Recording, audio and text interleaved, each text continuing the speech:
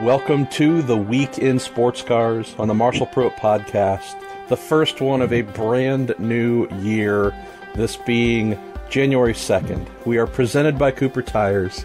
I'm Marshall Pruett. We're also presented by...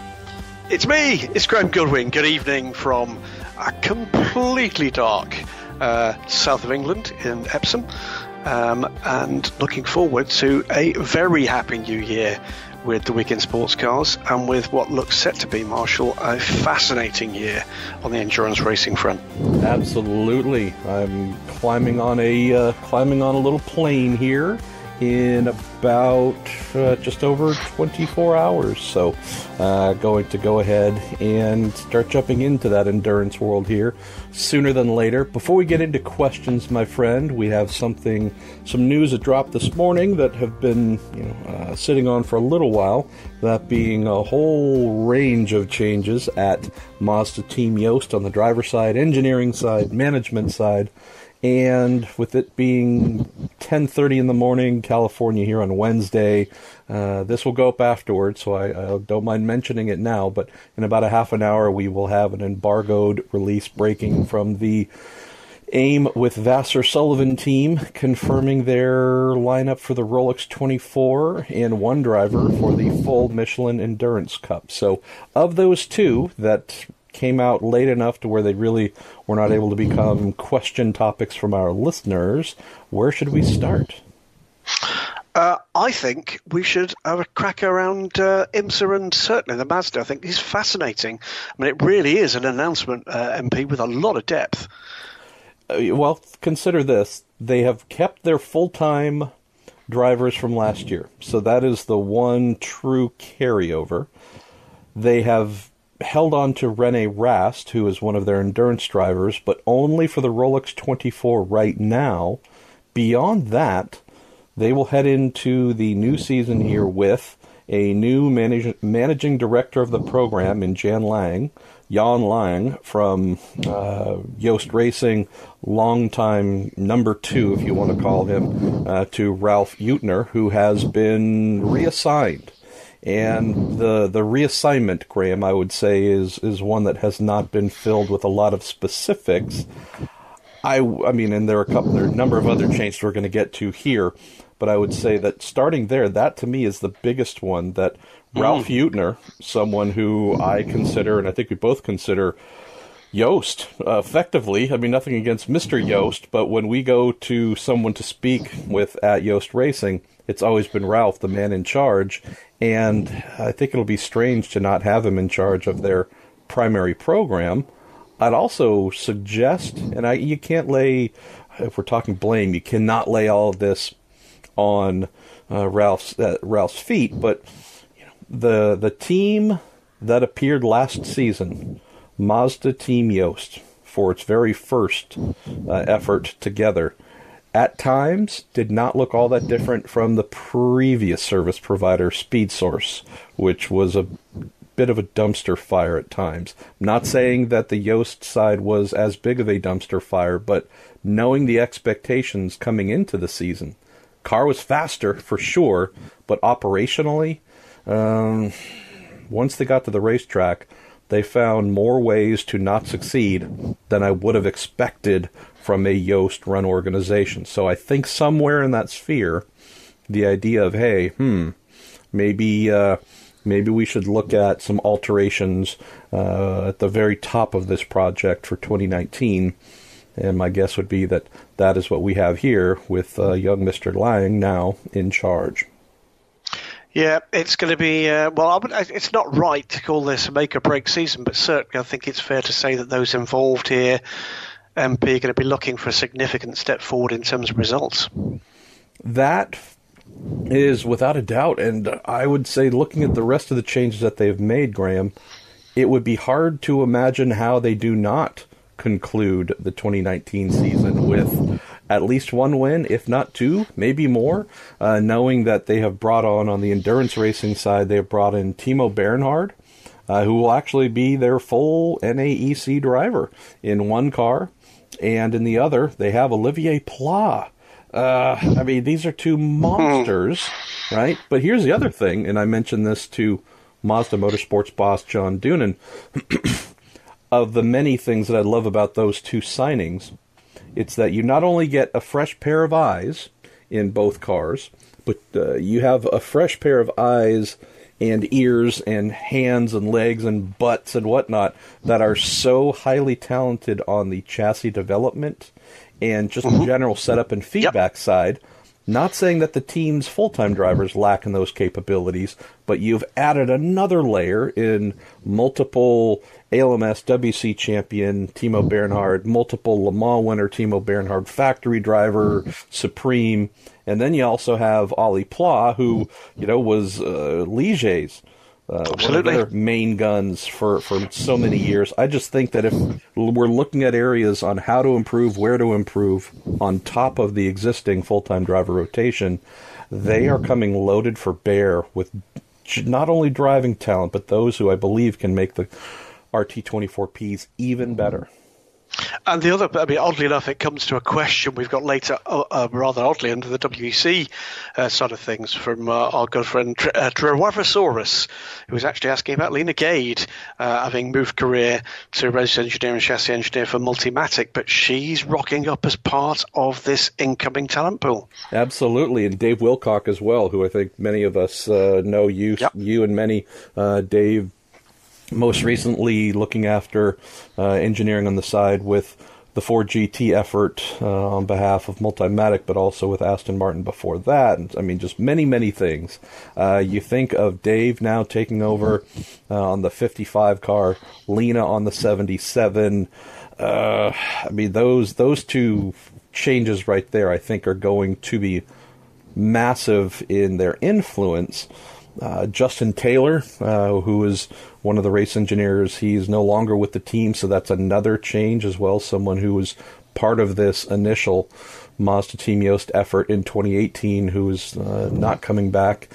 You look at all of that. You also look at the fact that our friend Brad Kettler is coming in as a consultant via Yost, not Mazda, and they did clarify that. He's not been hired by the team. Yost Racing has taken on Brad as a consultant, and Brad will be there for the Roar this weekend and the Rolex 24, potentially the rest of the season, if everything works out well there.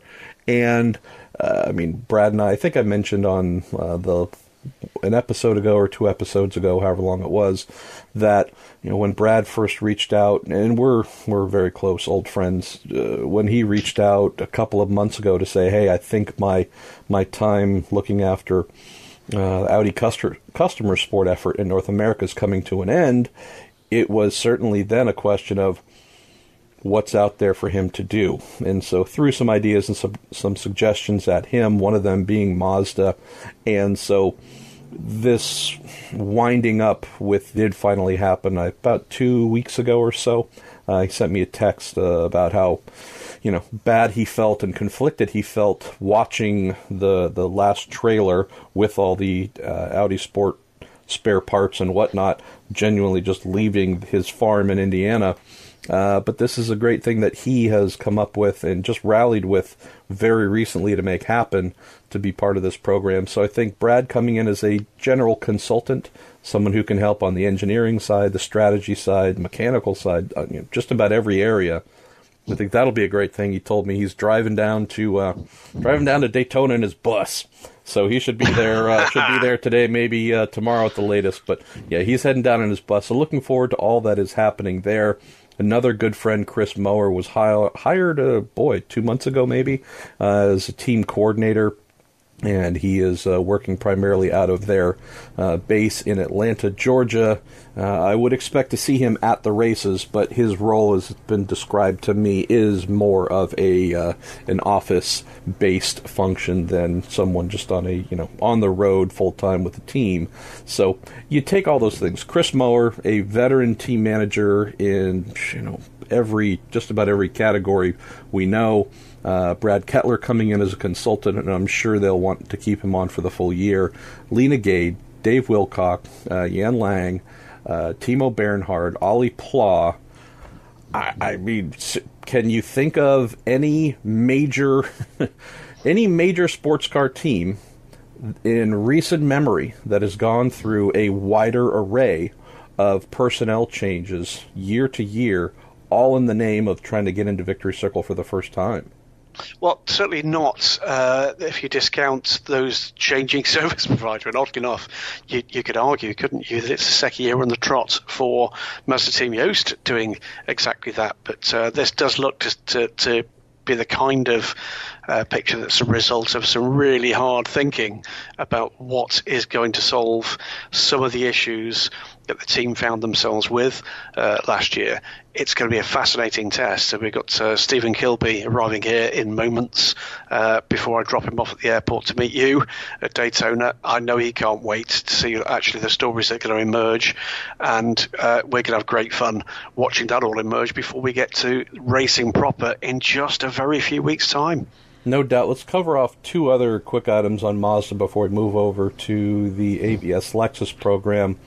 Of the other things that I love that have taken place with the team, they've found an extra 700 RPMs from working with AER, and that is something that the team is very excited about and the benefits that they believe that will provide. So keen to see how the increase in revs and matching increase in power will play out once we hit the track here.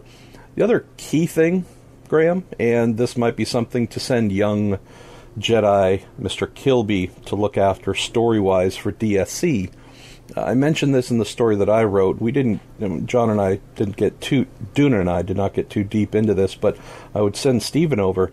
The Multimatic relationship is one that of everything that is new, changed, or evolved for 2019, that's the biggest factor here for Mazda. And I would suggest, coming off of 2018 that fell below expectations, they have one of the corrective actions has been to embrace Multimatic even more. Look for ways to strengthen that, not just strengthen the relationship, but expand the areas of support. So we now have two Multimatic employees in Wilcock and Gade that are a part of this on the timing stands for the Mazda Team Yoast effort, but also from vehicle dynamics, simulation, aero, blah, blah, blah.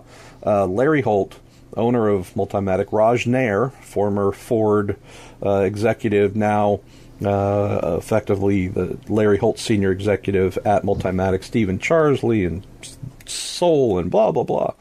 This is the big area.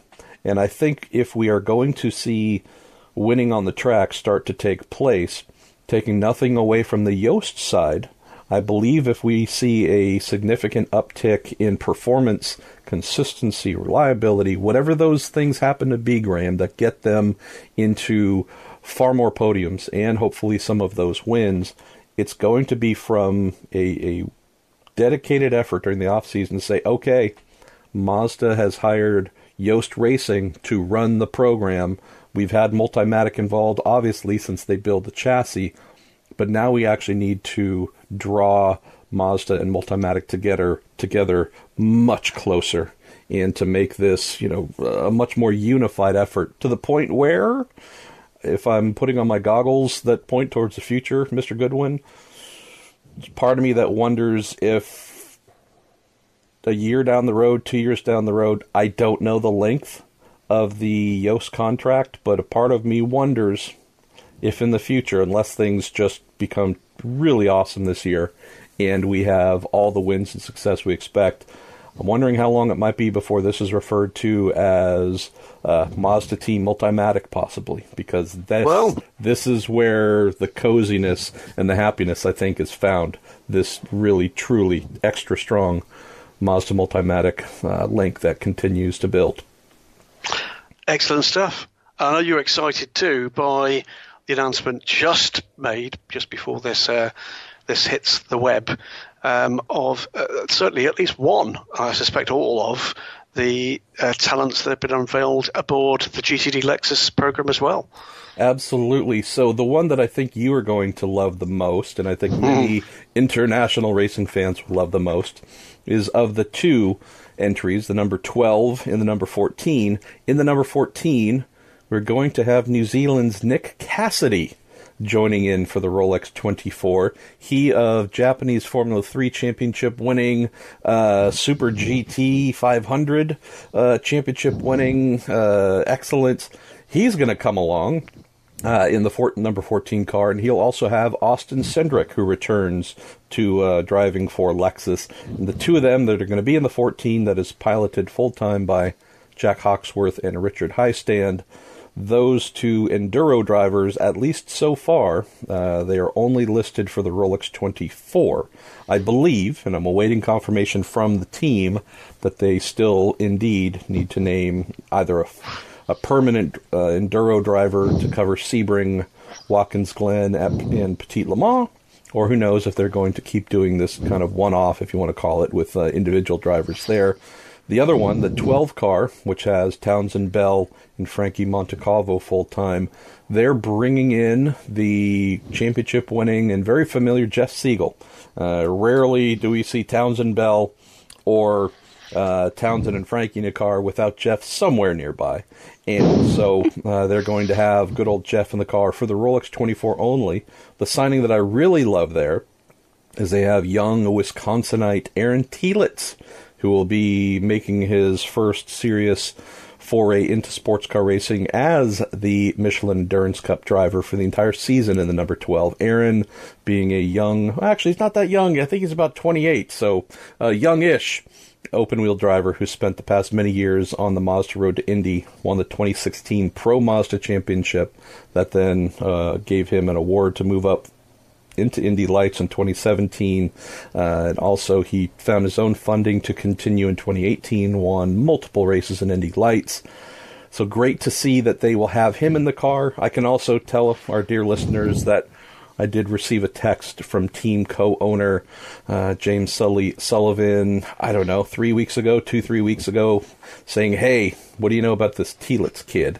And told him, hey, he's as stand-up as you get. Great kid, but also an excellent driver. And if we're using those forward-looking goggles, Graham, knowing, as we close here, that our the Vassar Sullivan side have purchased a brand-new Dallara IndyCar chassis, knowing that they want and endeavor to compete in the Indy 500 on their own, knowing that Aaron has been trying to find an Indy 500 drive, I might not be totally insane to suggest that if we were to get to the month of May, see a Vassar Sullivan IndyCar on the grid, that the odds of Aaron Telitz being in that car, I'd say at least 50-50. So, all good fun here. Now, do I hear questions? You most certainly do. Questions. You know what? I'm just going to serve them up like a frenzied Billie Jean King at you. Yes, indeed. And we're going to start with him. Start with IMSA. Yeah. How about something for you? No, it's IMSA's week this week. We're moving into the Roll Before the 24. There's going to be, I'm sure, rapid fire news throughout the rest of this week, and of course through the weekend, with all sorts of things that we already know to expect. Some news to come, I know, from the Riley Motorsports AMG camp. That should be interesting about new look and new backers. But let's kick it off with a couple of questions. SRA Smoking Puppy 841, great name. Yes, more letters and numbers than that, by the way. I think so. Should IMSA look at hosting a meeting in late February to bridge the several weeks gap between Daytona and Sebring? Or do you think it's beneficial for the series to start with its two biggest races despite the long wait between them? Yeah, I think it's just fine, to be honest. If we look at how much time and effort goes into Daytona, I think that bit of a break is usually not a bad thing. And I also will factor in, Graham, that we don't want to see this, but I know and you know that when we start covering the Roar from Friday through Sunday, it might not be in WeatherTech Championship, it might be in the Michelin Series, it might be in one of the others, but we're probably going to have the usual 1 to 2 to 3 cars written off, or close to written off, or massively damaged. And so having time to get them a couple of weeks to get ready for the race itself is invaluable. Well, I think of that dynamic when we get to the race itself, knowing that there tend to be a couple of real humdingers in terms of crashes. So knowing that we have teams spend a very short off season, keep in mind that IMSA's championship ends approximately the first or second week of October every year. We just had this mid-December test with Michelin, so maybe, I don't even want to say 2 months break, barely 2 months break, and then we're back to Daytona for the Roar here in early January, then a couple weeks and come and do the 24-hour race, lots of cars hurt, damage, written off, teams exhausted, budgets exhausted, or at least getting to that stage. Having a good month, a little over a month and a half until the 12 hours of Sebring, I think the pattern, the timing of that, I think it works out perfectly. Most teams, I would say, if you were to ask the teams, they would say, Pruett, are you freaking crazy? What? What do you want us to do? No, I actually think the timing is perfect. It's an odd accident of history, isn't it, that the present-day IMSA timetable has these two blue ribbon events at the start of the season, clearly around history that did not, for many, many years, have those two races in the same championship. And you do tend to kind of ask the question, maybe, whether if you were starting from here, it's a bit like asking for directions in Ireland, if you were trying to get somewhere else, would you start from where you're being asked? And I think here, would you now start the season with effectively, 36 hours of racing? We got the rather odd thing about the IMSA WeatherTech Sports Car Championship, where we have 46 hours of racing in 6 months with the Petit Le Mans in October, followed by the Florida Double. And then after that, we get, for the most part, not totally, but for the most part, into the more sprint-based races, the more standard length races. It is an interesting dynamic. It's utterly different from everything else, which is one of the reasons why I think we love it. And if we also look back, we have, this not too unfamiliar dynamic of Daytona and then Sebring, maybe something in between as well, depending on the year. But this is something that back in the IMSA GTP days and similar was not, this, call it 36-hour swing was kind of sort of the norm. So for those who are newer to IMSA, it might be a bit of a surprise, but not that big of a surprise for those who've been around for a little while. Rather oddly, another question that kind of talks that general theme comes from David Zitterbart, one of our Facebook questioners. Good evening, good morning, David. 18 years ago, Adelaide held an AsLMS round called the Race for 1,000 Years. That was indeed New Year's Eve of the start of 2000. Do you think an event like that could work today? So that's another endurance race at a time, one of the very few weeks of the year we don't currently have them. But it is a legendary race. I mean, I have to imagine it would be absolutely amazing to do such a thing. I just also believe that the timing of that, Graham, was perfect in that we had Don Panos, who had recently started the American Le Mans series. We also had the timing of that event, but also his desire to put, I guess, this return to European-style open-wheel racing on a bigger international map, more of a splashier thing. So, David, as much as I would love to think that such things could happen again, I know that there was a joke in here about it's only going to be 982 years till the next time, but I think this was just a perfect collision of a billionaire sports car fan with something new he was trying to promote, found a great way to do it on a bigger international stage, drew attention to his series, and I think also maybe increased subscription to it as a result afterwards. So I think it's a one-time thing. I wish it wasn't. I wish we could have the 1,001st years, the 1,002nd, and so on. But I can't think of anything that would trigger such a thing. Plus, I can't think of any most of the people with the money to do that these days are serving prison sentences, Graham. So crazy baddie funding as well. Not really there right now. Let's kick off into. We've got a few questions about some of the support series. We'll wait for a moment or two before getting into those. But a couple of other bits and pieces here. Tom Bacon one of our Twitter questioners says, what will Alexander Rossi bring to Acura Team Penske? I believe our dear lad is going to bring a certain intensity to the team. With Graham Rahal, who was a part of the program last year, he's the person who's being replaced in this effort. When I spoke with Graham, he said the reason he was the one who opted out because he just simply could not fit in the car. Graham being about 6'3", maybe 6'4", he said, I just was not able to be as effective as I wanted in the car. Moreover, he said, we could not find a way for me to drive it without striking my knees every time with the steering wheel. And so anyways, that was the portrait he painted. I would say that Graham's pace in prototypes specifically have been questioned more than once. I know that, especially towards the end of last season, when I think Petit Le Mans in particular, I seem to recall at least one or two stints where it was like, wow, Graham is on fire here. So he seemed to be quick.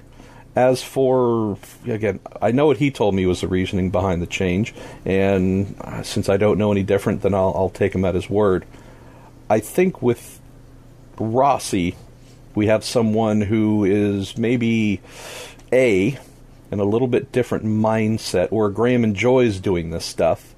It's not necessary. He's not only a highly successful and highly compensated IndyCar driver, he's also started a number of his own businesses. So just saying, if we're looking at motivations, this is something where Graham does not need to do anything other than IndyCar, but enjoyed the invitation. Driving for Roger Penske, a true dream for him. With Rossi, I would say there are some other things at play. He's a little bit younger than Graham, less proven than Graham, but I would say he's also in that laser-focused place where, now as one of Honda's dearest sons, Honda wanting to have him or advocating for him to be in the car, that makes sense. That makes sense with an initiative being pushed by Acura/Honda, Alexander Rossi, Scott Dixon, and not too much beyond those two are truly at the core of everything that Acura and Honda is wanting to get behind in terms of drivers. So I'd say that's one thing. There's definitely a push there. And the push with Rossi, I think it's just going to result, I hope, Graham, in dogged performances every time he is in the car. And that might not have been the thing that they had from Graham every single outing in 2018. I will throw out a question, though, having seen young Alexander's Le Mans debut in an LMP2 car, 2014 at Le Mans? It was Grease Motorsport ran the Caterham car, didn't they? I don't recall Rossi being a revelation. He wasn't. When he was part of the Delta Wing Racing effort, I don't recall him being overly bothered by it or interested, but took up the invitation, but I don't recall being truly clued in or plugged in. I'm hoping that the holy cow phenomenal talent we have seen emerge in IndyCar, that IndyCar career coming after these sports car outings that I've mentioned, I'm hoping this newer version of Rossi is one that we see demonstrated in one of the Acura ARX-05. So the potential is there, but I know that we don't have past experience to say, oh yeah, that guy's a monster when he climbs into a prototype. I know that he can be, and I hope that he will. I'll just throw one other thing out there, and this is a not sports car thing, but I mentioned shortly after Rossi made his introduction to IndyCar that he had the look and feel of someone Roger Penske would want to hire at some point in time. And that was meant on the IndyCar side. This is before he had a DPI program. Rossi is certainly one of Honda's two favored sons. Just as Penske invited Ricky Taylor to come and do an IndyCar test with them, and Ricky was then eventually hired to drive for their sports car team, not knowing all the contractual situations between Rossi and his IndyCar team and Andretti Autosport, and if he has any personal services, long-term personal services things with Honda. But I would just say that, there's also a part of me that says if things go well, Graham, for him in the sports car, could we be looking at Penske yet again doing a little bit of, call it a taste test, a little bit of sampling with someone they've had their eye on, maybe, if he's available, in the future for an open wheel opportunity. So I think he's going to be fine, though, to come back to the core question. I think he's going to be quick. He's a different person today than he was a few years ago. And provided that guy turns up, I cannot think of anyone, and I mean this, and I'm not just overstating it for effect, I cannot think of anyone else in DPI that I would necessarily place above Rossi in potential speed or even racecraft. He's become that good. And so normally we would say, Felipe Albuquerque, Nasser, run down the line of all these amazing drivers. If we get IndyCar grade Alexander Rossi, boy, he's going to be in a rarefied air among the best of the best in DPI. Excellent.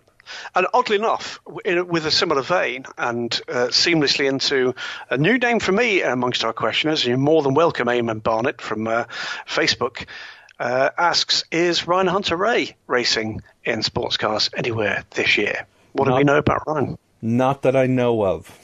Checked with him, I don't know, a couple weeks ago, a month ago, something like that, and it looked like there was going to be possibility of staying with the Taylor team, and then that did not happen once things started to heat up with our friends Mr. Fernando Alonso and Kamui Kobayashi.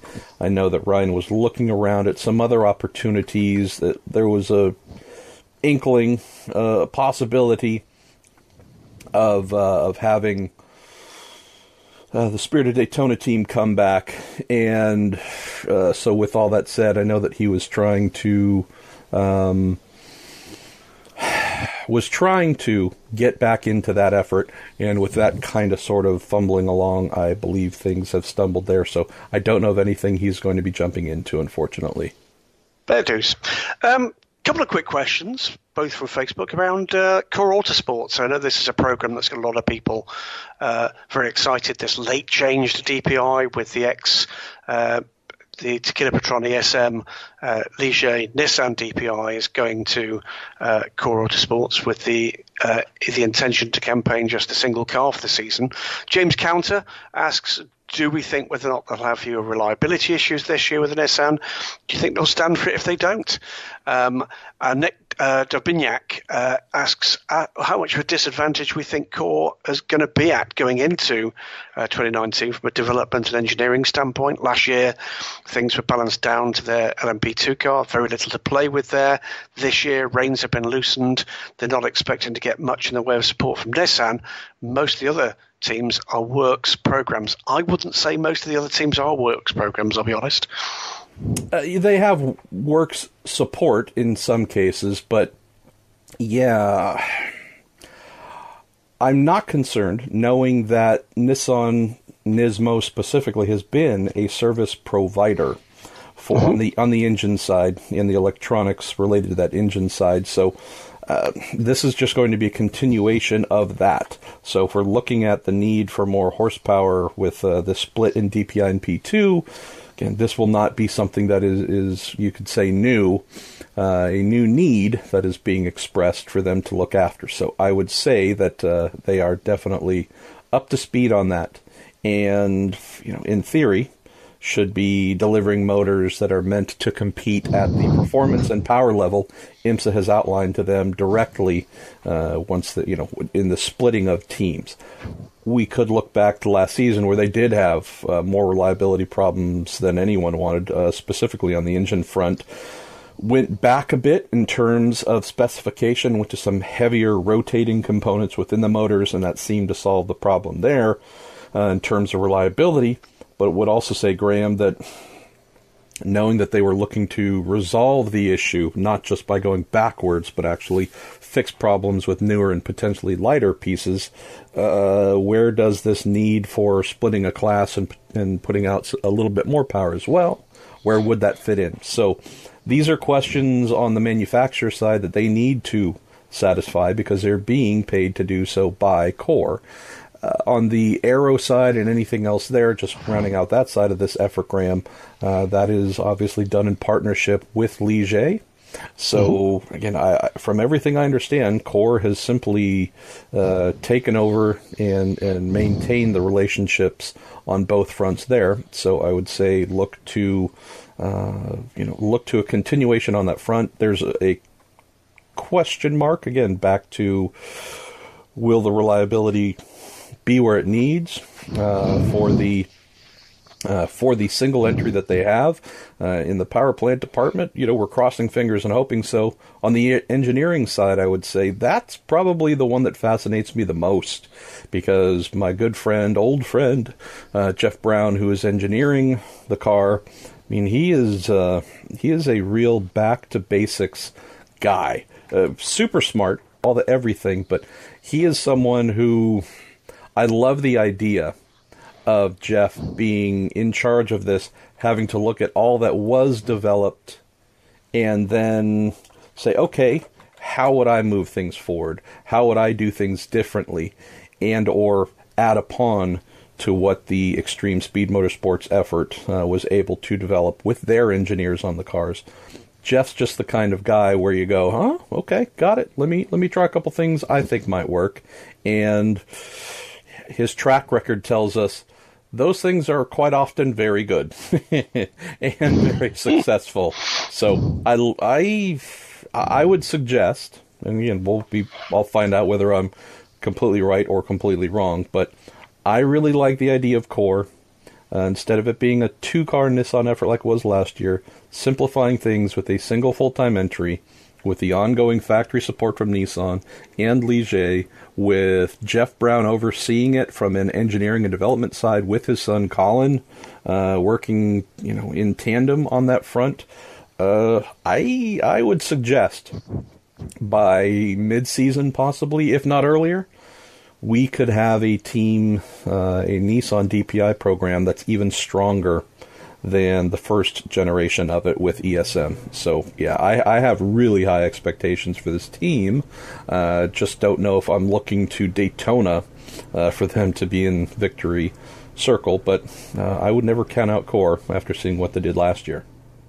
We've had a fair number of pointers towards this service provider role, haven't we? I can tell you that when checking out of a hotel between WEC and AsLMS series in Shanghai, checking into the hotel were much of the crew for the United Autosports efforts in the AsLMS series, and almost to a man, they were French and came with Tequila Patron ESM kit bags because they were the guys from Oak Racing there as part of the Ligier deal to support the DPI efforts.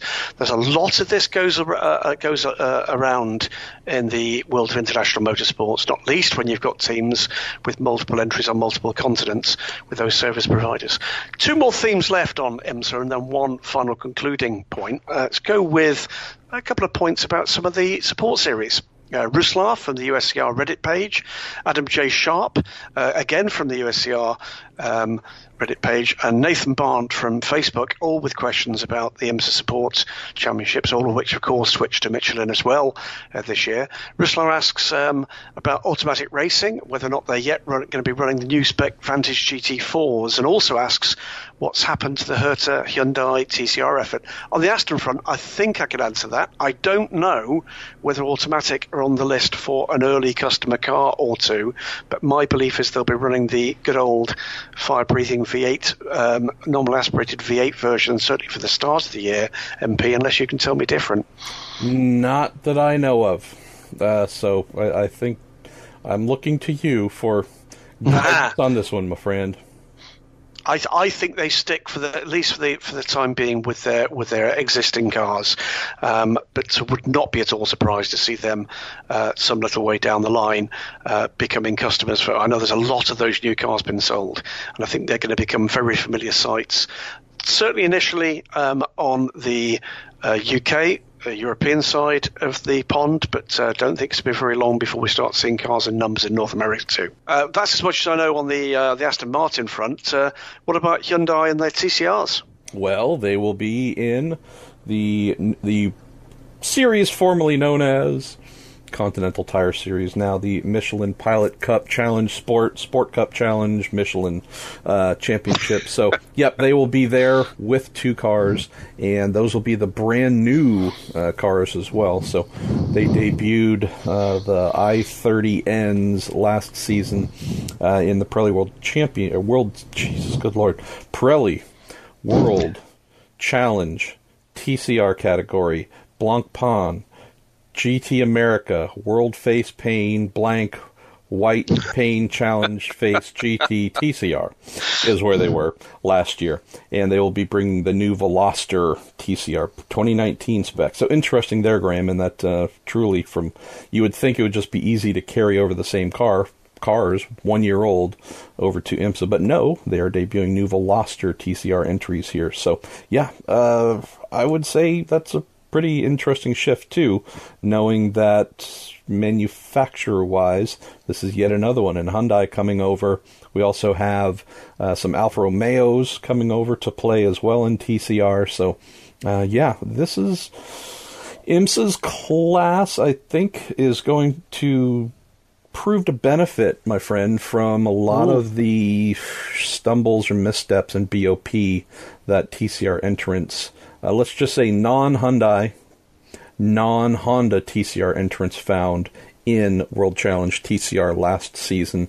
This year they've come up with a separate category for those with specific gearboxes that are found within the VAG group entries and such. So I know that World Challenge is trying to address the BOP shortcomings that really limited the interest of some of its TCR entrants in 2018. So I'm hoping some of those unhappy folks are hanging around for 2019, but we have seen that one of the 2 biggest teams has already committed itself to IMSA rather than PwC. And we also have, if we're looking at the Drivers' Champion of TCR from PwC last year, and Ryan Eversley, he will be competing with our good friends at Hart, the Honda American Racing Team effort, in a Honda, in IMSA's TCR class. So, yeah, there's definitely a significant shift in power, you could say, from one championship to another 1 year on.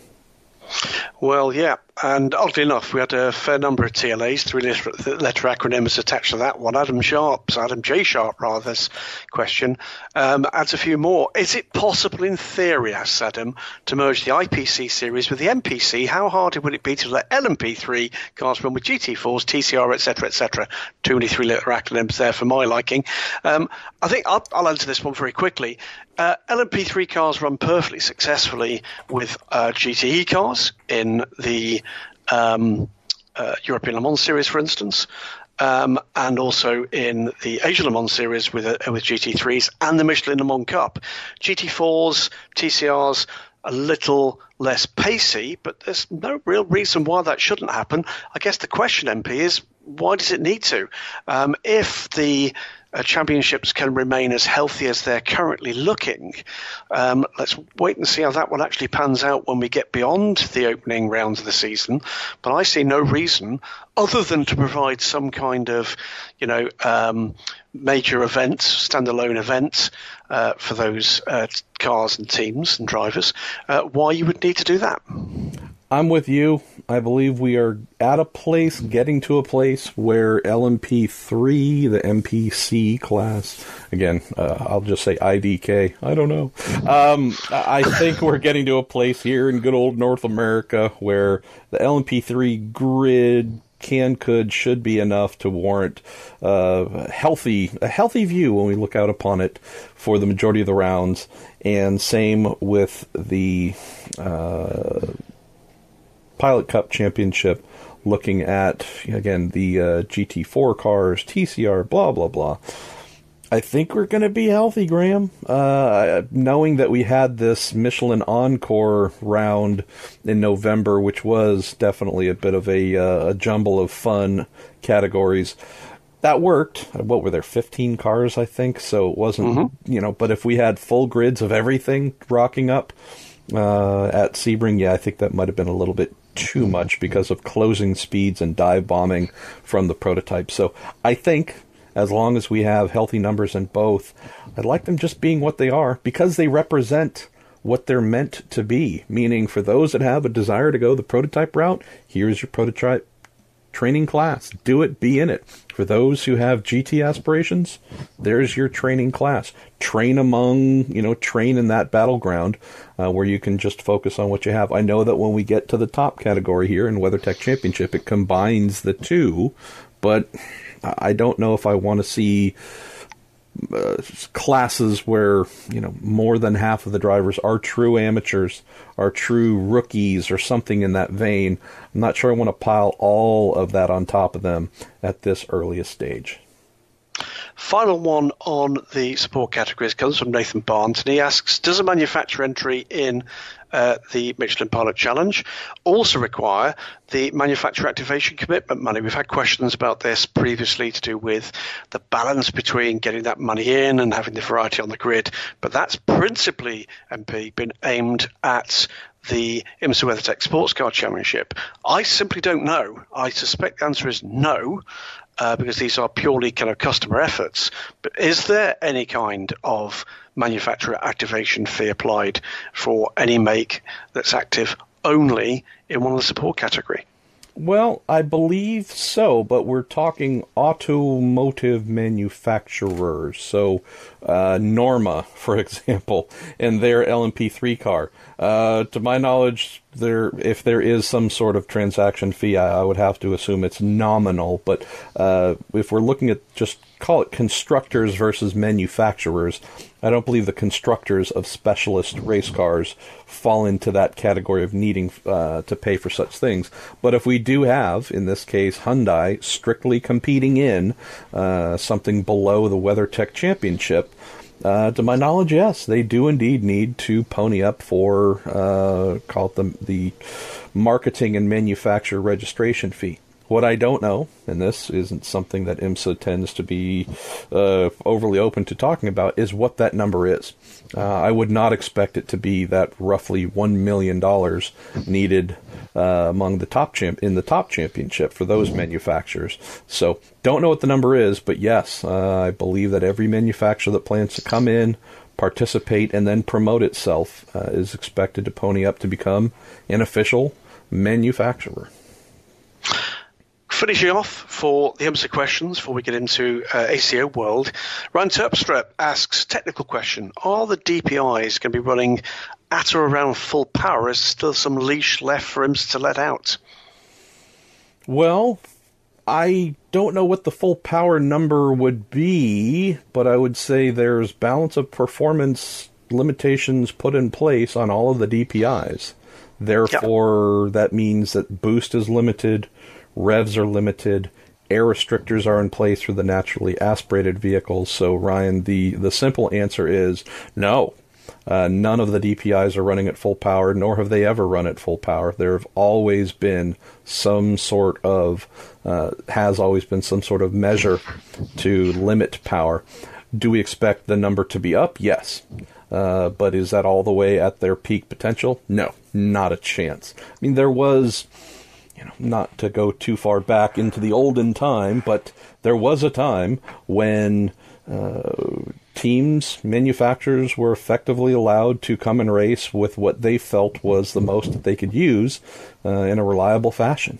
And anything beyond that was, they could push as hard as they wanted, but there was a definite, self-preservation mindset applied as well. Could teams show up to Daytona with 1,500 horsepower? Sure.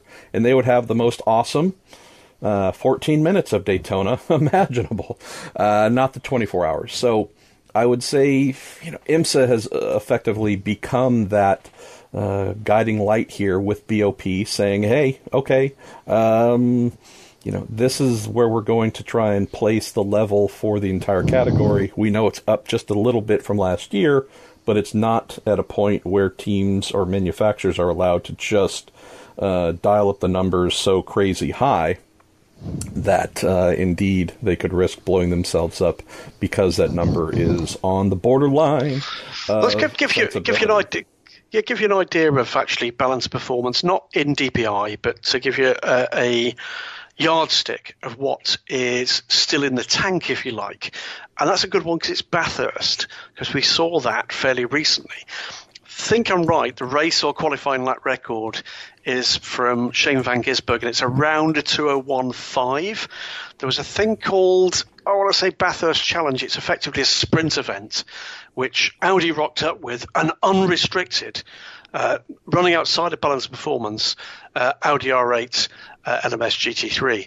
And that car went round in a 1:59.2. So that's 2.3 seconds quicker than a crazy Kiwi in a car that was at the top of its game on the same track. So that is what is in the tank for a GT car. And my guess would be, MP, it's not going to be dramatically different in the world of prototype racing.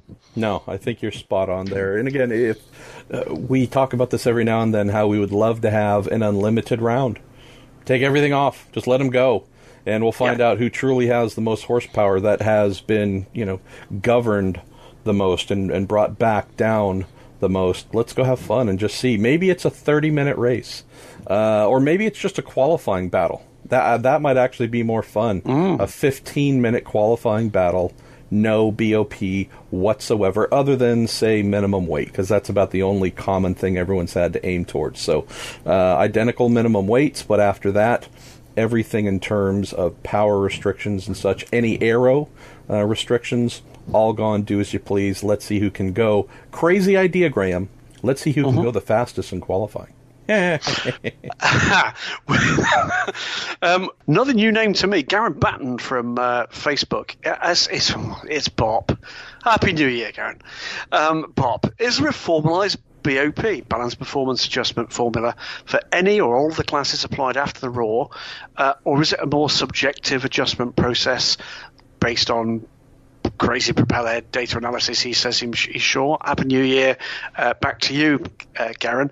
I think the answer there is it is rather more subjective, isn't it? It is based on data, but, well, what can you tell us, MP? Well, hello, Garen, and I do actually recognize your name, so I don't believe I believe we've had Dear Garen as a Twisk questionnaire. Did I just create a bad very sorry in which hashtag? Case. Bad Graham. Yes. How's this? I have not seen the proof of this, but I've been told of this, that IMSA has modified its approach to presenting its BOP changes to its manufacturer. So again, I lack having seen the documents. I doubt I will ever see them, but I have been told by a couple of manufacturers that there is a genuine data-driven explainer now included in BOP adjustments. If we were to think of the past, for example, where IMSA would look at lap times. This is before they had their own data loggers in the car. They would look at lap times. I would say it would be more of a subjective thing for sure. Once they started moving to their own dedicated onboard data loggers, they really have attempted to use data, true, pure data, not just lap time, but the data itself in a mix with the lap information, sector times, who's in the car. I mean, there are some things that, there's still some non-scientific methods. If you have one amazing pro versus a very good pro or AM or whatever it might be in the cars. But from what I understand, Graham, they have actually gone to a very heavy data-driven support process of saying, okay, pick the class GTLM, hey, we're making these changes, and these are the reasons why. These are the mean lap times from whichever session or the race that we just came out of, and these are the things that we saw. Again, I'm just kind of freewheeling here, but it could be top speed, it could be average minimum speeds at certain apexes that are known to be very important leading on to straights or whatever. Here's the actual data and numbers and process we have used and gone through to arrive at the conclusions that we have. Now, that's not saying those manufacturers in GTLM, GTD, or Prototype would agree, but at least from what I understand, there is a true effort to say, look guys, let's strip most of the conversation about us just kind of pulling stuff out of the various body parts to give you your latest BOP. We actually use numbers and their version of science to get there. So, coming back to Garen's primary question, yes, there will absolutely be changes between the Roar and the Rolex 24. Just keep in mind that the Roar is a mandatory thing. And that is not just because it actually, I don't believe, has anything to do with IMSA wanting its teams to be as fully tested and prepared as possible for the race itself. That's not IMSA's place. IMSA should not really get themselves involved in saying you must come out and test because we want you to have all the mileage possible before an event. If a team elects to go test elsewhere, wants to do something else, they should be free to do that. The reason it's mandatory, the reason it is compulsory, Graham, is because of data. They want to get all the data from every car, from every manufacturer, to then have that and be able to come up with the best refinements for the Rolex 24. And it's all driven by the belief that, on their part, from the numbers that they have run, knowing that we do have some changes here, right? Not only in tire, but also in the splitting of classes. The class separation is one of the biggest things we will be monitoring this weekend during the Roar. Hey, what is the average, the gap between a GTD car and GTLM and prototypes?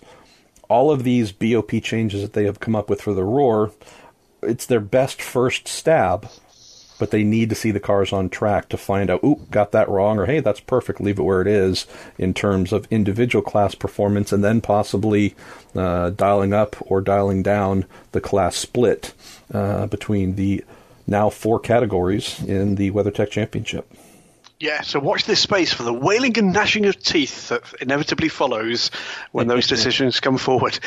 Final one from for IMSA is Jim Kaiser on Facebook. He says, low-hanging fruit here, but let's hear some early Daytona predictions. Who wins pole and the race in the various categories, and what will be the biggest surprise? That's a good question. I have to say, I've not got there yet in terms of even thinking it through. I think it's probably a mark of the racing calendar being just so crowded that I will admit to not having yet sat down and examined an entry list in any real detail. And I hate to bail out on this one. It's not for a lack of desire to throw some names out, but it's a perfect lead-in from the last question. We're going to need to get through this weekend. We're going to need to see where certain cars are or were on BOP.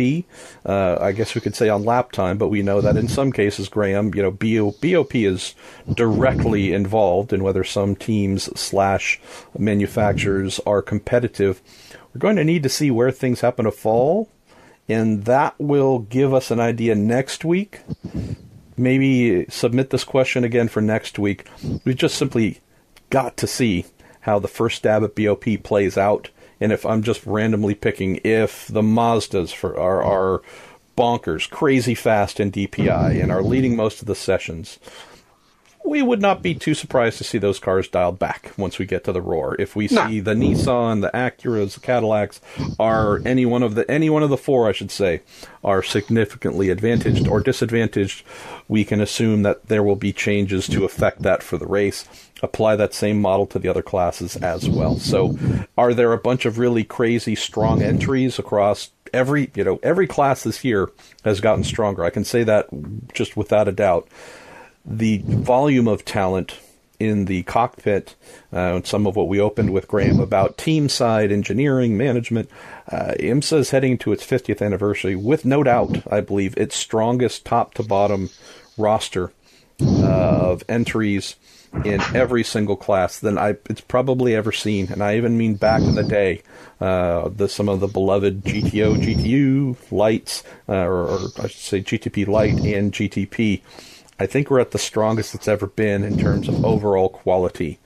What I can't tell you today, Wednesday, is who we would be predicting, because we need to see what plays out this weekend. So fire that one in for next week, and maybe I can give you a better thought. Another thing I'm going to do, I believe, Graham, I'm thinking about it, is doing writing a preview that previews every entry. So rather than just doing each class, just trying to do each entry, the 47-ish entries for the race. Probably won't be super long, each entry, but just trying to give a little bit of context for their strengths and capabilities, any of the changes in mind, and just, I don't want to say odds, but just some sort of like, oh, okay, yeah, all right, maybe in this class, I need to pay attention to these 4 cars the most. This is the next tier of cars I should really pay attention to, and if any of the rest shine, well, that'll be a great surprise. So I'm thinking of doing that, which might be something close to predictions, but just maybe more of a viewer or listener's guide.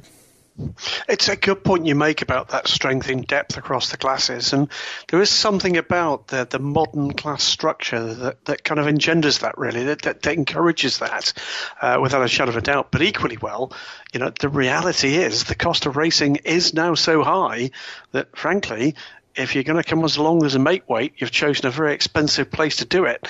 And, I think you're spot on. I mean, the quality is going to be there, and we are going to be talking and writing about some astonishing names and some astonishing teams doing great things at Daytona, not just in the Raw, but also later on in the month at the Rolex 24 Hours at Daytona. Can't wait for it.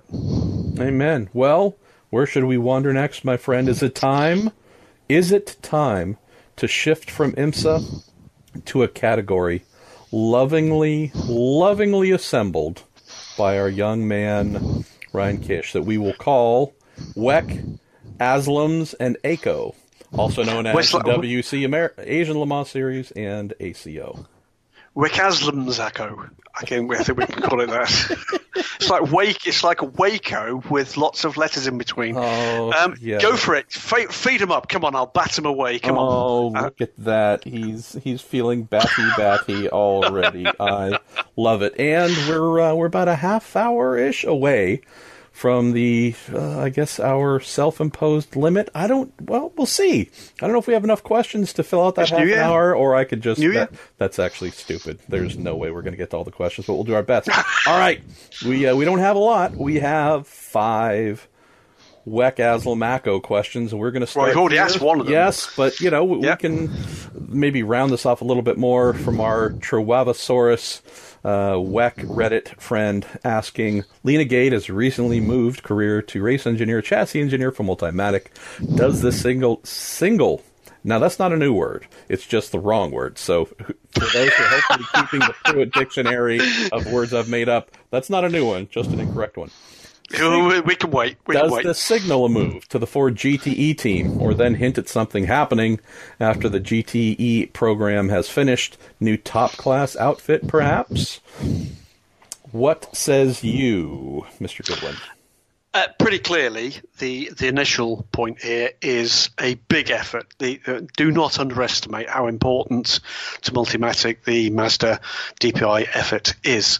It is, without a shadow of a doubt, one of their major motorsport commitments. But equally, Larry Holt and his team have a record of gathering truly world-class talent around them, and not for no reason. They hoovered up correctly a lot of the racing assets of Lola when that fine organisation hit the skids, including taking on a number of their extremely talented professionals, and they've remained in that marketplace with some of the racing personnel they've taken on, the likes of George Howard Chapel, etc., into the Ford GTE program and other programs that we doubtless yet do not know about. Multimatic are a major operator, not just in motorsport, but also across the whole automotive world. So what is on Lena's to-do list? My guess would be that on Lena's to-do list there are 2 or 3 things in the short to medium term that would excite anybody listening to the Week in Sports Cars, but I don't know what they are yet. So we know that if we're talking time usage, although IMSA only has 11 rounds this year for the prototypes, that's still effectively a full-time job for a race engineer. So I know, and as we mentioned earlier, Lena is a Multimatic employee, not a Mazda employee, but she is being apportioned to the Mazda Team Yost effort via Multimatic. So I would say the vast majority of her time, I wouldn't say all, but knowing how a race engineer in any championship is their full-time job, not a 9 to 5, but usually a 7 till 6 or 7, if not more. I would expect this will consume the vast majority of Lena's time.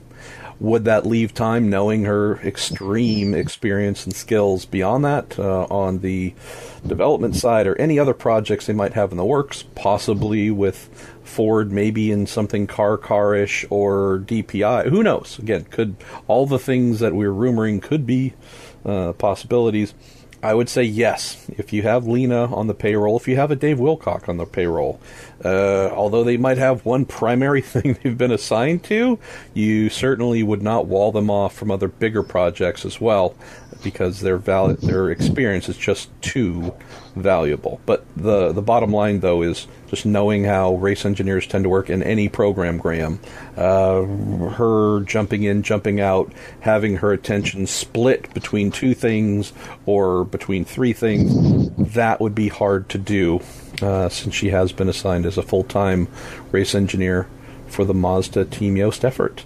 Let's go to our pal, Smoking Puppy 841. Both Cool Racing and RLRM Sport, as well as potentially others, are stepping up from LMP3 to LMP2 in the ELMS in 2019, Graham. Do you think LMP3 has or will become a progressive step into LMP2 for teams? Well, it is. I think you've nailed it. You've forgotten Enter Europol, by the way, on that list, and I think there will be others as things come forward. The ACO like to talk about this pyramid, and actually it works.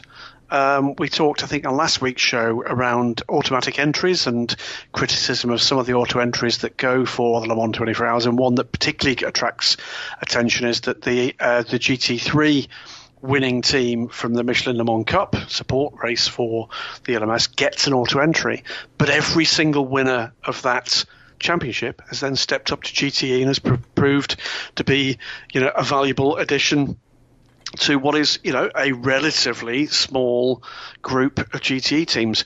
LMP3 is working, no doubt about it. I'm going to be interested to see what happens in the next couple of years in North America with LMP3. It's used in a very different way in the IMSA competitions.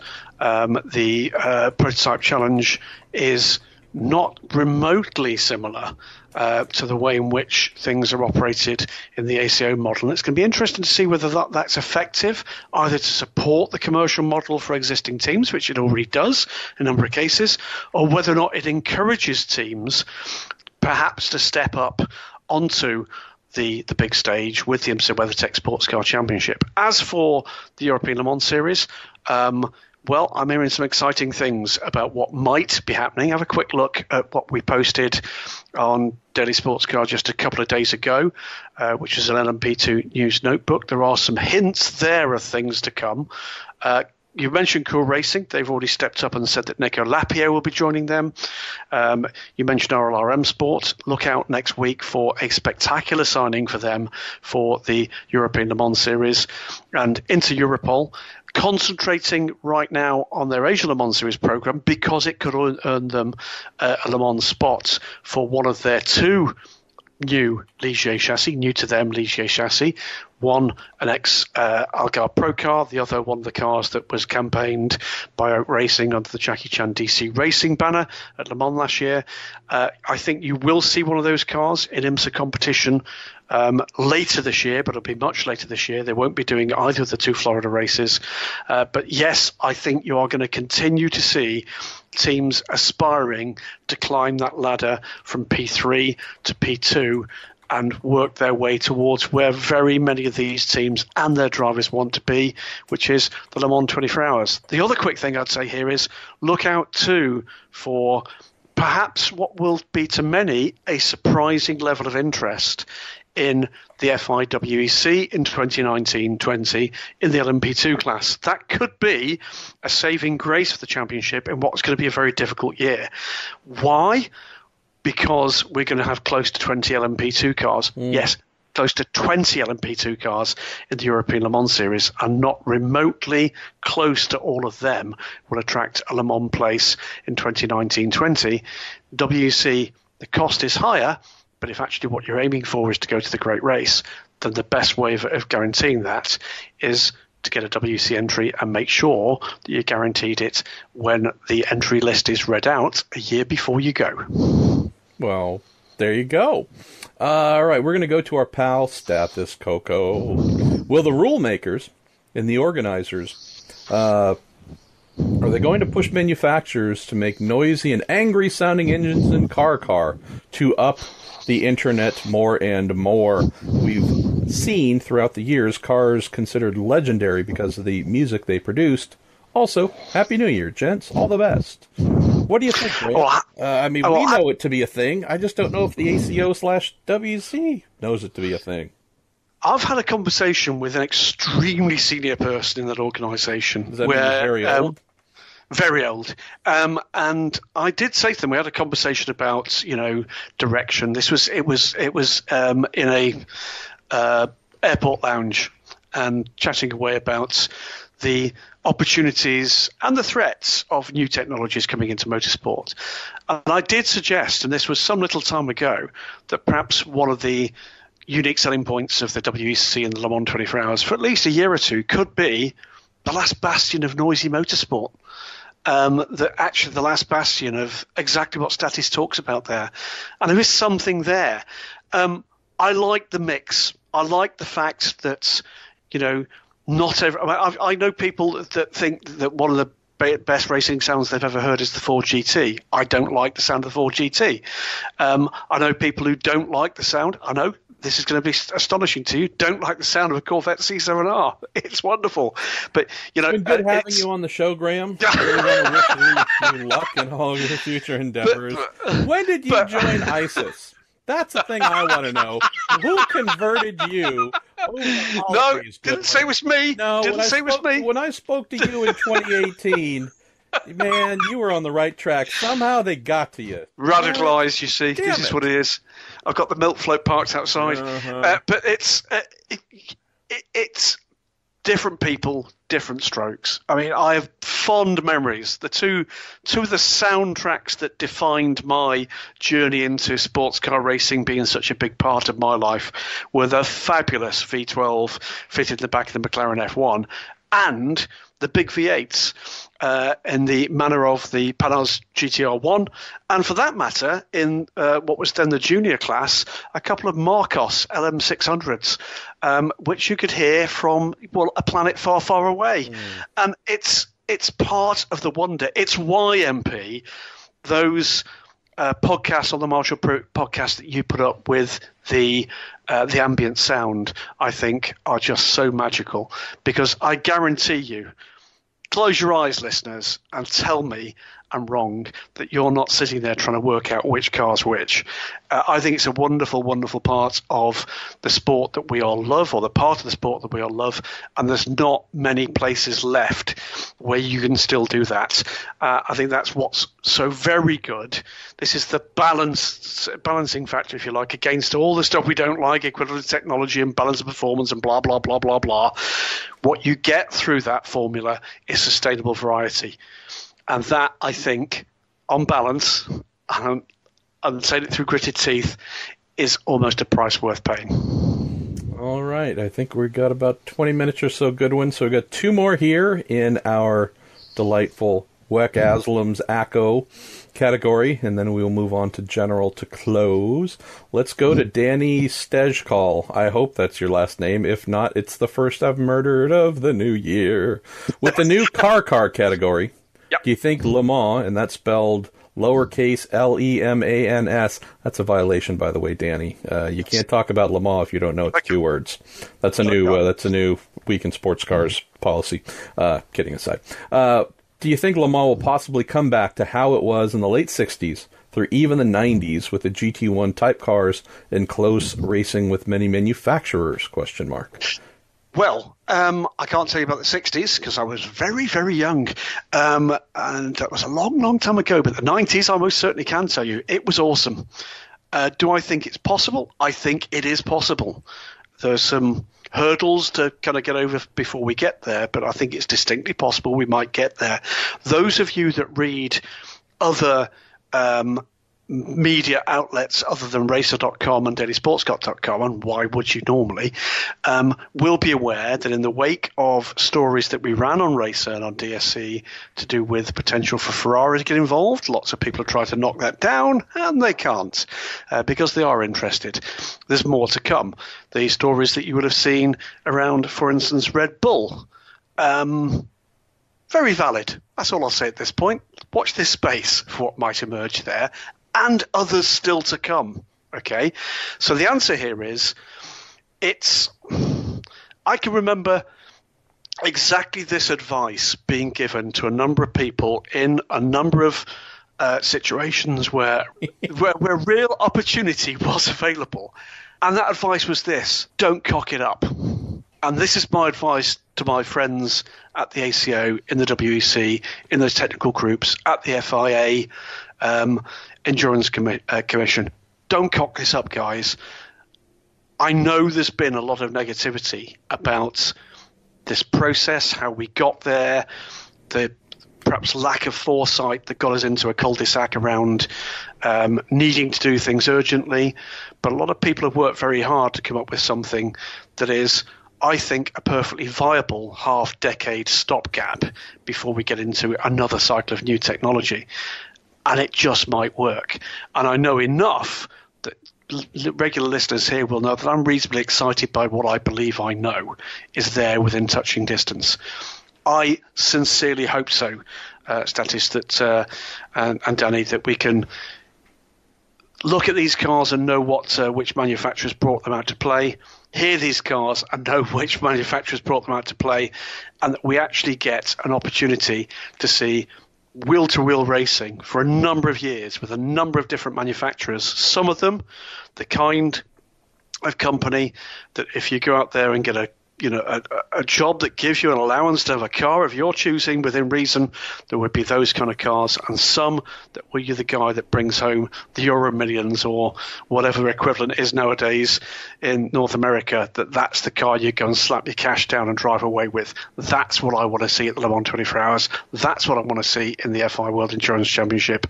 I want to see white goods manufacturers humbling supercar makers, and I want to see supercar manufacturers going head to head, banging wheels, and giving us awesome racing back at the Le Mans 24 Hours, the like of which we've not seen for at least 3 years. Not only have you apparently joined ISIS, you've also become a racist talking about white goods. What about black goods, Graham? Huh? I mean, come on, man. I'm really disappointed with how narrow-minded you've become in just less than a week. All right, let's go to our last question here, Tom Bender. Now that we know what the new LMP1 hypercar car class will look like, what do you guys think or hope will be next for the LMP2 class? I think the answer is again, it's another one of these regular kind of utterances from the person speaking the words that I'm speaking now on this show, which is, I think we came pretty too early to the current LMP2 class. But I think the numbers tell the story. And I think the easiest way to explain those numbers is the initial contract that went to Gibson technologies for the engines for the global LMP2 class, which of course services the WEC, the LMS, IMSA's LMP2 class, and from 2019-2020 will also furnish the top class for the AsLMS series as well. And there are something like 30 or so active cars around the globe. And I seem to remember the initial estimation from Gibson was that they would need, for their estimation of what the marketplace would be, initially 20 to 30 engines. They had to up that to 50, and they have 50 of those 4.2 litre Gibson V8s in circulation through racing and testing, through the rebuilds that they go to, because these things are leased out on a hour, basically per hour of operation. And I think the answer is, this is a formula that's going to be with us for some time, and I don't have a problem with that at this point. I think it's beginning to mature. I still think that for the way in which the classes kind of came in, and this has had an impact in terms of the ELMS, the WEC, and in IMSA, the cars were just a little too quick for absolute comfort. And I think we're going to see them reeled in very, very slightly to accommodate the reduction in technology and pace for whatever the car LMP1 replacement, GTP, call it what you will, is going to be. But I think we're going to see similar looking cars for, I'll say right now, I wouldn't be remotely surprised if it was a better part of a decade. I think it's been a success commercially. I think it's proving to be reasonably sustainable for the majority of teams that have chosen to go that way, and they're a joy to actually listen to and watch. They race very well, even though we've got that kind of spec engine. It's not a spec powertrain, and it certainly isn't a spec chassis. Fun and games to come. I would say that's actually been the lasting success from the, I guess, recent prototype developments on the ACO and WEC side. We're hoping that car takes off and becomes a beast and zillions of entries and everyone loves it. I can say that while I have not been a fan of the spec power plant or the limitation of 4 constructors for LMP2 that came online a couple of years ago, we can look at the sheer numbers, as Graham mentioned, and it is working. The business model, of course, it needs to be improved, lower costs. All, those things are almost permanent baggage with any class, but there are, of course, things that can be improved. But I would say you look at what LMP2 has become in Europe in particular in recent years, and it really has taken off. I mean, there was a time 10, 12 years ago, Graham, where LMP2 was kind of a part-timey. It was more AM than pro-am, just absolutely a fair amount of drivers who even Wikipedia had yet to meet, and chassis where you're like, wow, okay, they still build cars in barns. It's become, it's become a real thing and a powerful thing, and I believe, as we have seen, a business model that can be made successful. So I'm with you. I hope it doesn't stray far at all, if not just adheres to more or less what we have now, just with whatever necessary updates either on safety or done in the name of trying to reduce costs. But I hope they more or less stick with what they have outlined. All right, let's go to general questions here with about 25 minutes or so. Well, I should say 10 minutes or so. We might extend into overtime a little bit, but let's move into overtime, my friend, and see how far we can get with the ones that we really enjoy. Bonelas throws in a couple of questions here to start, and I like the first one and maybe even the second one from Bonnie. She says, in a recent Dinner with Racers session with Charles Espenlaub, he mentioned that his gentleman co-driver was advising him on what to do after his racing career. On another recent announcement, a young driver named Sean Rahal said he is retiring from racing as stress of the sport was more than he wished to endure. Both situations point up to the fact that race drivers rarely consider life after racing, since many race driver hopefuls focus much of their youth on a racing career and seemingly must do so to have hope of success.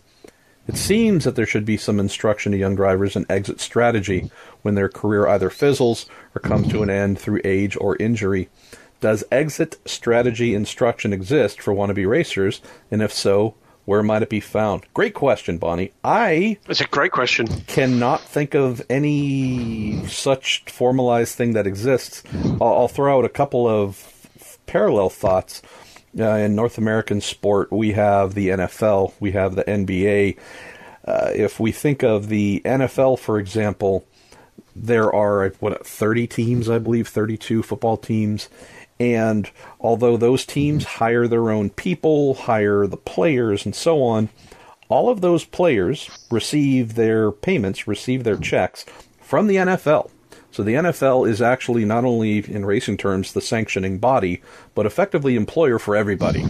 And so with that said, much easier for that single kind of unified organization to say, hey, we are going to implement a rookie symposium, for example, which they have every year, talking about things to do and not to do in your football career, financial advice, the old joke, actually wasn't a joke, but it became a joke. The big thing to invest in for some reason was car washes. Right? And so all kinds of players would invest in car washes, being told that, oh, that's a place where you can put your money and help yourself in the long term. And pretty much all of them went under and fell apart. So there's just, the other thing that's told is, hey, every person you've ever known, now that they realize you're making millions of dollars as a professional athlete, is going to come to you and either ask you for money or B, come to you with a great business plan. Oh, we're going to start our own Miracle Marijuana was what I was just about to say. Someone write that down. Start our own medical marijuana business, at which point marijuana, which is not legal in those in any of the major sporting leagues, you come back to, hey, athlete, yeah, you don't want to be the guy with his own medical marijuana business while not being allowed to use that. That's probably not the good look we want. So we do have that, Bonnie, I think, as you're referencing in some other sports. But in racing, NASCAR isn't paying all of its drivers. Formula One is not paying its drivers. It is truly a team-based or manufacturer-based employment thing. Also, I would say knowing that in very rare exceptions, Jan Magnussen, Ollie, Gavin, we can name a few others where we could say, wow, they've been with the same manufacturer for 10, 15, however many years. In most cases, Graham, I don't know the exact number, but drivers, professional drivers, even amateurs, tend to bounce around quite a bit. So what we don't have is the stability of knowing, hey, welcome to the league. We know you're going to be here 5, 10, 15 years. At your entry, we're going to sit you down in the entire, call it rookie class, whether they're true rookies or whatever, just folks new to the organization, to say, here are the things we recommend you do financially to set yourself up for the long term. Folks move around too much between teams and manufacturers. Some don't stay in the sport that long. Some shift to different forms of motor racing. I love the idea. I think that there's actually a business opportunity here for someone or for multiple people to establish such a thing. Hey, business and life planning for young and or newish professional or those involved in professional racing type seminars. I think there could be something there. Might also be worth, Graham, and you can probably point to some of this, how Sean Rahal might not fall into this exact category, though. No, I think that's fair comment, and Sean has got his own reasons for taking those decisions. We'll miss him. We most certainly will. I would say this, that there's also, it's like any part of life, isn't it? There are all sorts of groups and subgroups. There are drivers or ex-drivers that I now see as often in the paddocks around the world as I ever did when they were active with a professional driving career. People like Jamie Campbell-Walter. Last time I saw Jamie, I think, was at the Rolex 24 last year, when he was driver coaching one of the Jackie Chan DC racing guys, and he does a lot of that around the world. And by the way, Jamie, before he became a professional racing driver, was an RAF officer. I think he was a RAF pilot before he was picked up by the Leicester organisation. You've got people like Warren Hughes, again, very well known in the driver coaching area. Another one that springs to mind, Andy Merrick, who told me he's just been picked up as the new director of the British Racing Drivers Club Superstars programme. And he got that in no small part, other than the fact that he's a reasonably awesome individual, because he, with some support from one of the professional bodies within motorsports, was able to actually take on a qualification for elite coaching. These are the kind of things. This is where the real world experience of not just the performance but the business aspect of racing can play real dividends, from one generation to another to another to another. So the answer is, you're right, MP. I'm not aware that it is as organised as perhaps it should be, but help is out there. And what I want to see is far, far fewer of the really, truly talented people being lost to the industry and the sports. Some of them you will find, if you're an automotive journalist, a general automotive journalist, that more than once I've turned up at a racetrack and there's been an opportunity to go out with, something awesome with four wheels, and you step aboard that car, and it's a race driver you knew from some years back, now working with the manufacturer on their road car development. Great example of that, and I think I'm right, it was Bugatti, and that was Andy Wallace for many, many years. And I think part of Andy's brief was the last of the Veyrons, that he was there effectively sent out with the customers or potential customers for the last run of the Bugatti Veyrons to basically sell off those cars before the new Chiron came online. And, just awesomely talented people who happen to be nice guys as well, a lot of which is their natural demeanour, but a lot of which is come through that laundrette, if you like, laundromat of experience where you've just got to make sure you can work in a team atmosphere. That pays people well in all sorts of areas of, this other race we call humanity. Aw.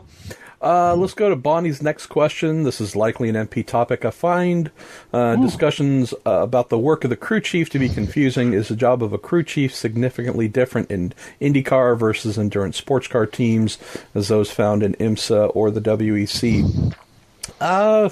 No, it's the same thing, Bonnie. Crew chief, I think the more accurate title would be either car chief or chief mechanic. And I realize that I've just thrown two other possibly things to actually maybe confuse us even more.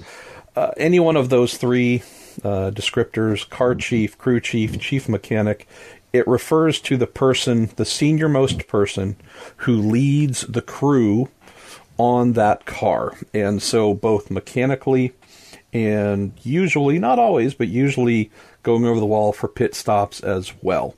And so this is the person that the drivers will go to and say, hey, my elbow's rubbing on this piece here. Could you possibly fix that?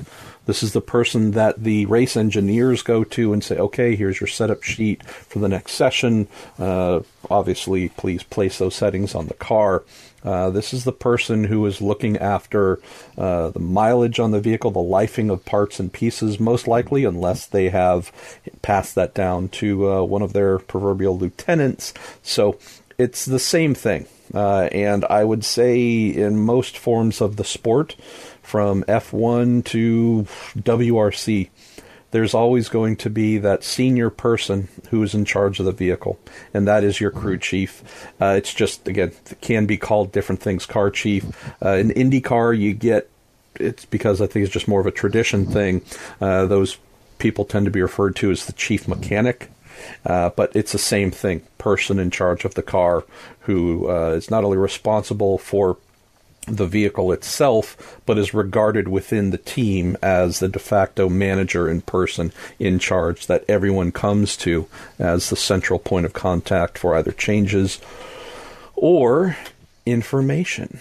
Let's see. I'm going to throw this at you because I like throwing things at you, Graham Goodwin. Our I get that a lot. Right turn lever, more of a public service type of a question. Any idea whether the Sebring 1,000 miles will have commentary trackside? And if yes, whether it's going to be the PA, scanner, or FM radio, and who will do it? I don't know is the honest answer, whether or not they'll just patch the regular FIWC TV quartet, myself with Martin Haven, some bloke called Alan McNeish, who keeps turning up, and Louise Beckett. Lou will have a long and very open pit lane to be patrolling.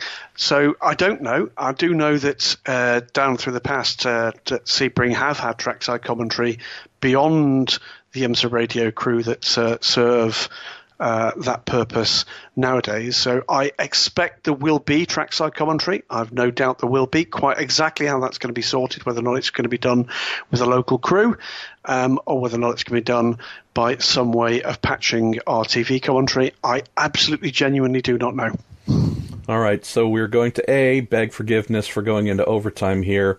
The questions are so good, though. There are a number that are so good that we really should try to get to them They're 2019-tastic is what they are. They are. So I'll grab 2 here from general. Maybe, actually, take that. I'll take 3. And then maybe, Graham, why don't you wheel us into the fun category to close? Absolutely. This one, I believe, actually had the most likes, or just about the most likes on Facebook. Comes in from Alex Eichmiller, who says, how do you guys manage your time for a 24-hour race? How much time do you spend in the media center, trackside, meeting with the teams and drivers, or even away from the track? Do you want to take that, or shall I? I think we should both have a brief crack at this one. I can tell you that it is highly unusual for me to leave the track for a 24-hour race. I can think that probably this year at the Rolex 24 will be the second time I will have done that. The very first time I covered the Nürburgring 24 hours for the radio feed. We didn't cover 24 hours of racing. Generally speaking, if I'm going to sleep during a 24-hour race, it will be in the car park in the back seat of a car, and no further away than that.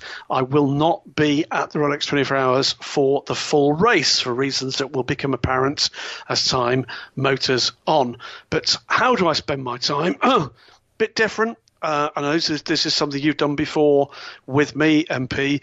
If you've got broadcast commitments, this is a family show. But I can tell you that we will be making big changes moving forward with the way in which Daily Sports Car covers all of our major racing. Watch again this space for that plan coming to fruition. But my time has been generally combined between writing duties and pulling shifts there for the DSC team, TV and or radio, and basically what I would kind of call basically paddock pounding. It is that thing around, you've got guys working very hard to keep up to speed with, let's face it, what is often 4 or 5 separate races in one race.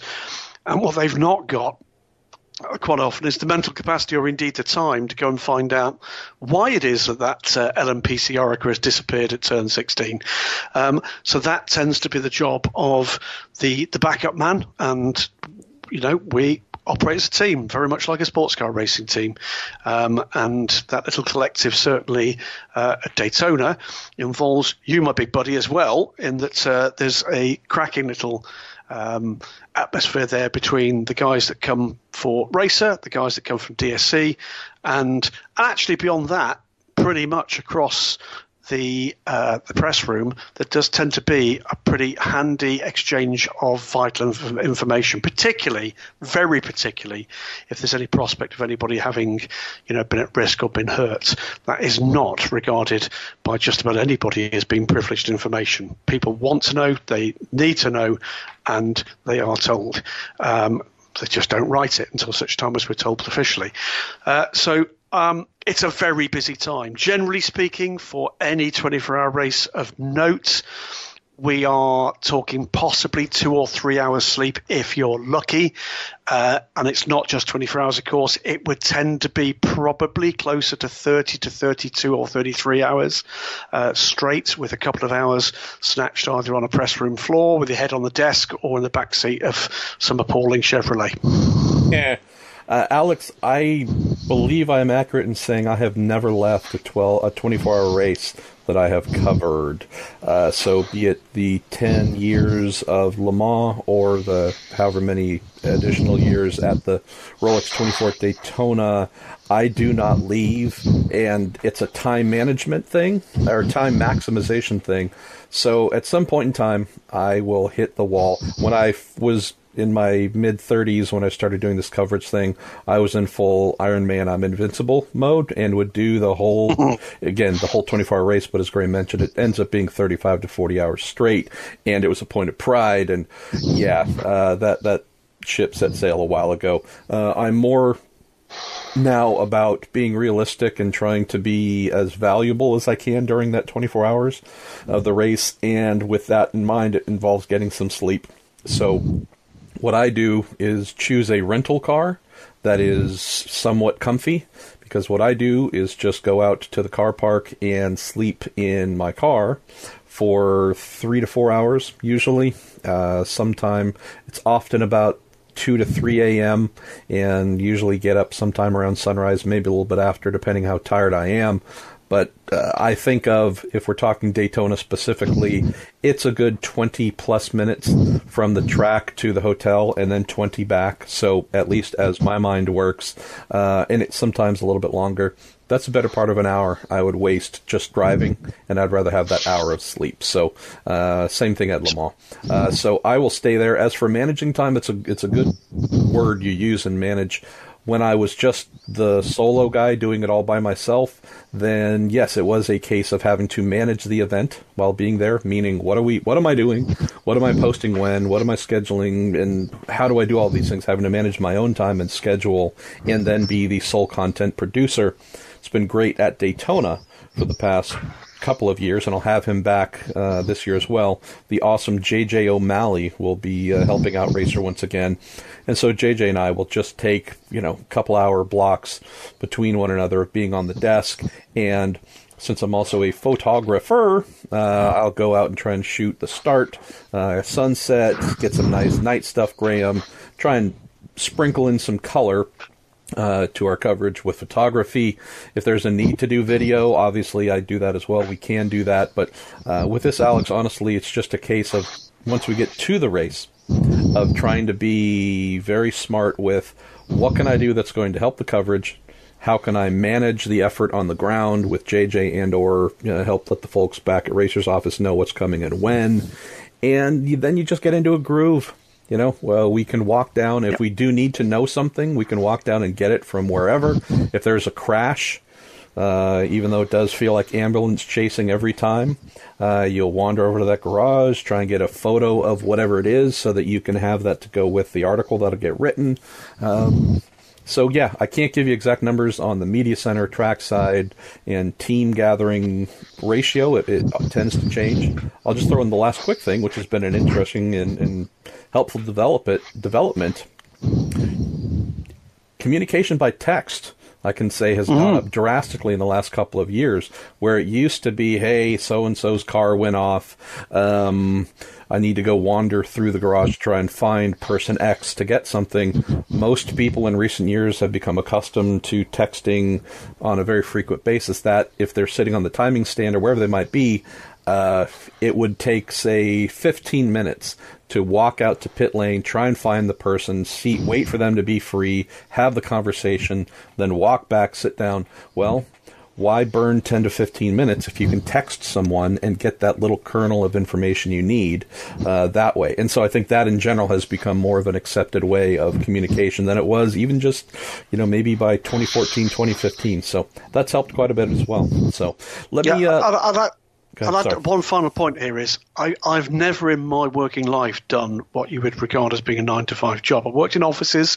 It's never been 9 to 5. Perfectly used to doing long shifts, 24-hour shifts indeed, in some jobs.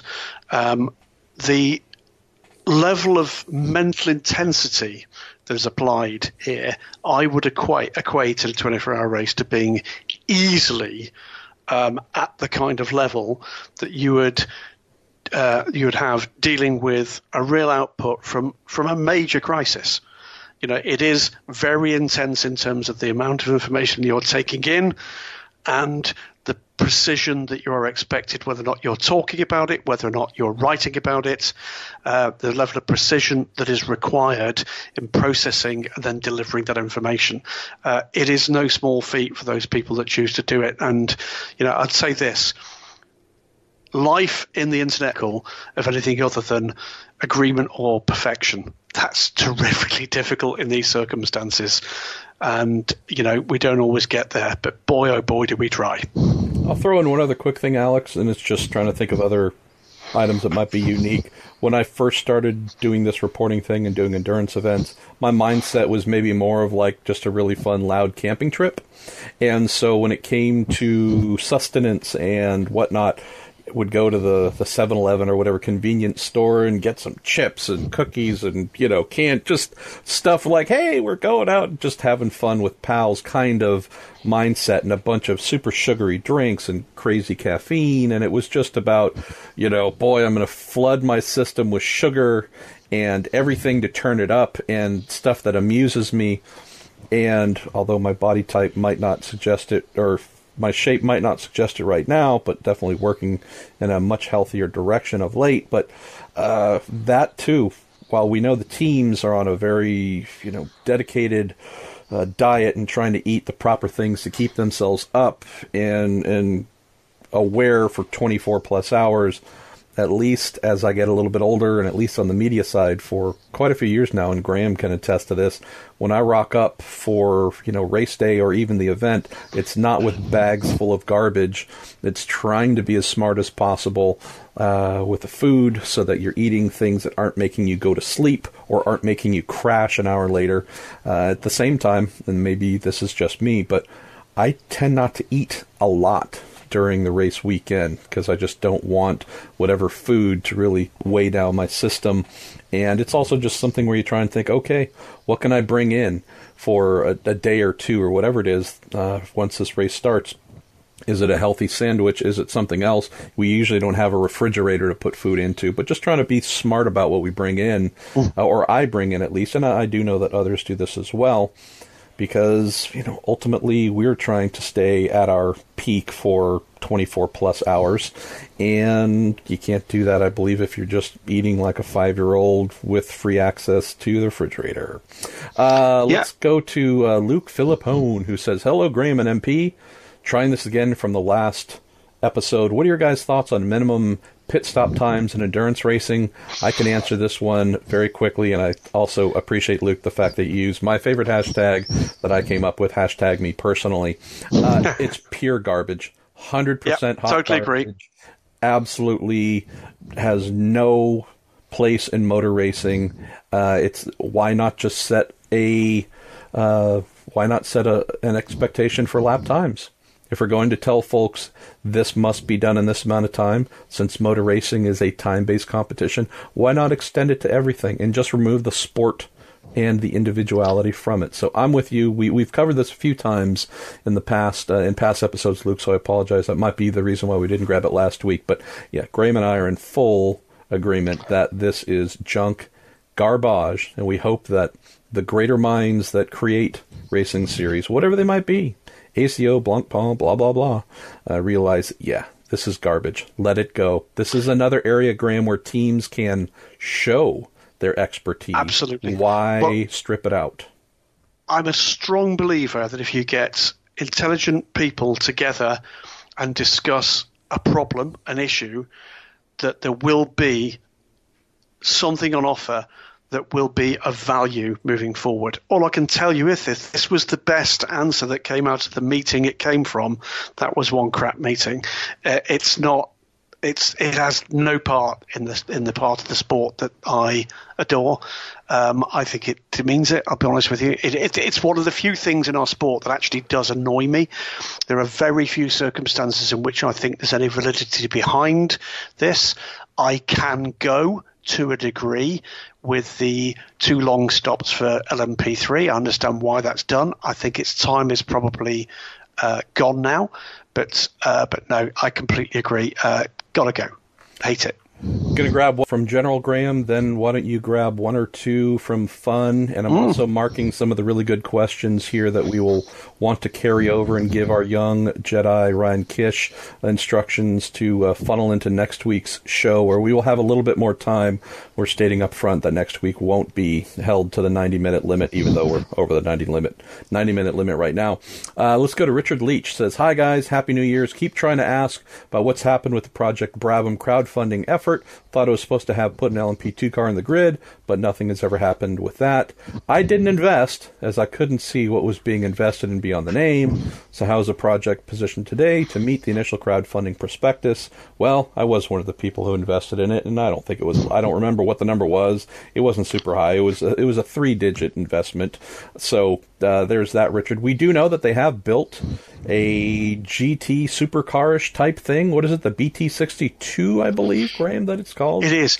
Well, first thing to say is that I've spoken to David about this, and Brave Attempt didn't work, I think is what it came down to. And later, I think, fell victim to the change in formula for LMP2, but since then has moved on to this new project with the BT62, which is a lot of details still to come from that. I think we are going to see that car demonstrated around the mountain at Bathurst for the 12-hour. I think that's right.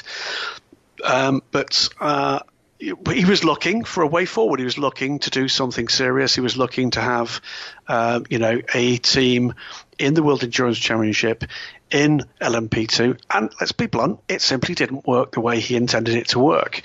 We could go down the line of, well, what happens to the money, blah, blah, blah. Proposals cost money.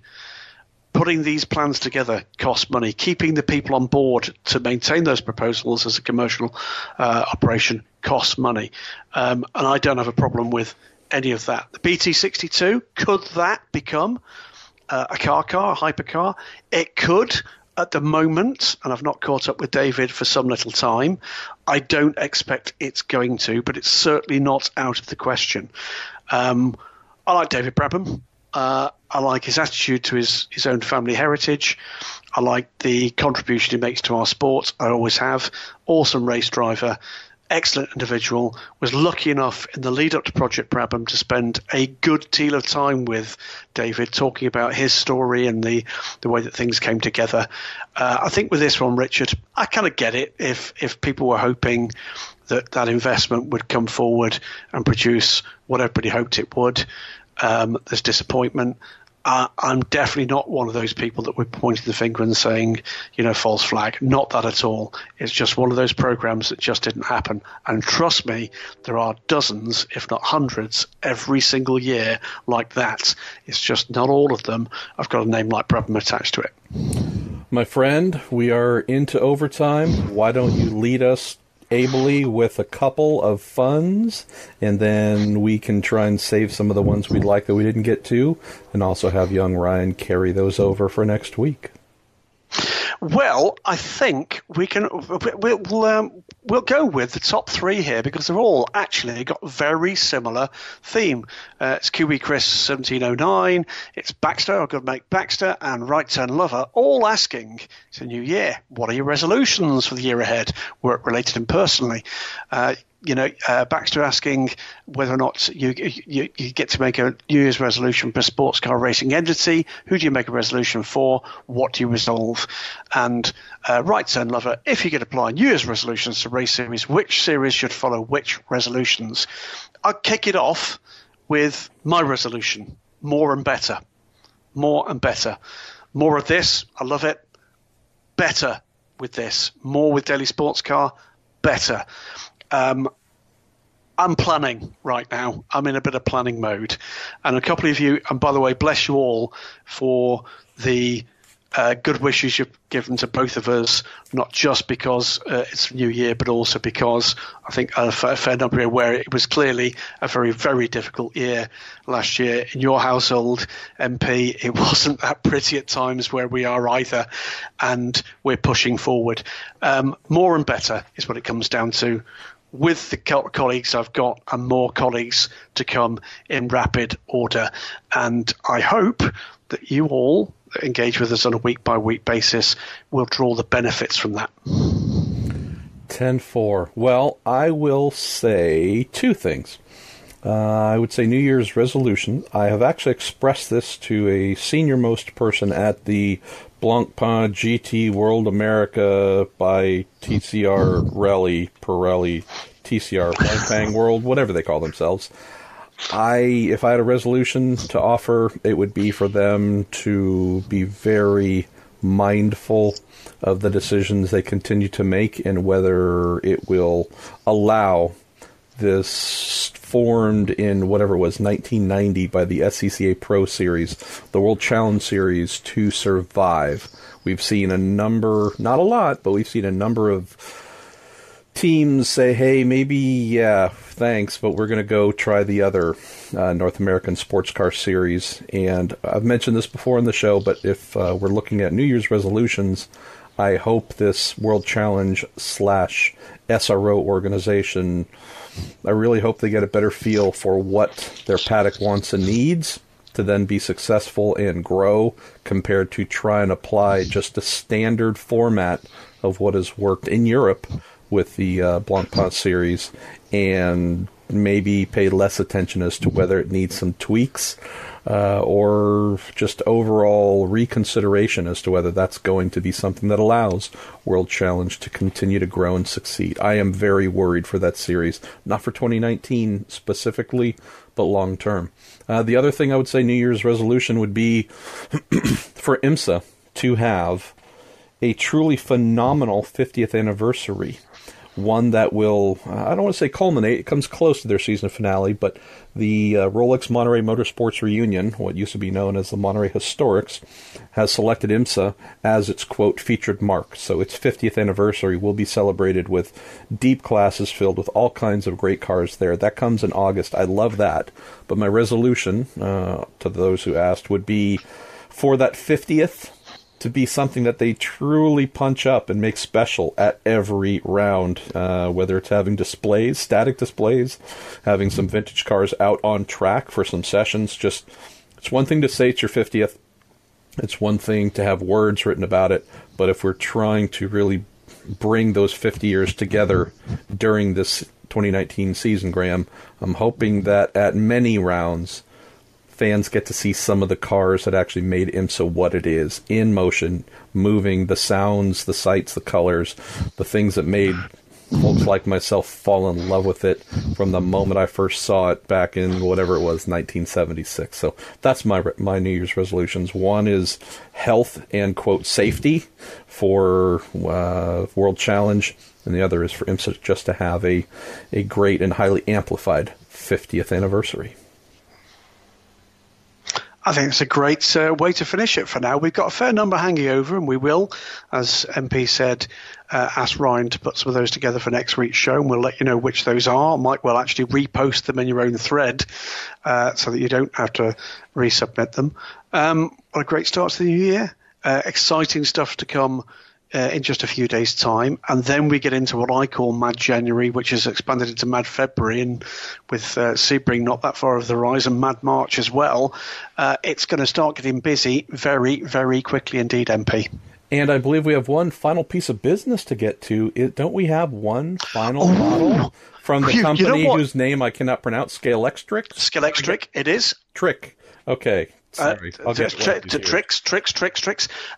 The answer is yes, we do, and I can tell you that the remaining prize is a fabulous slot car version of the ABBA Roll Center Mercedes-AMG GT3. I think it's your turn to choose.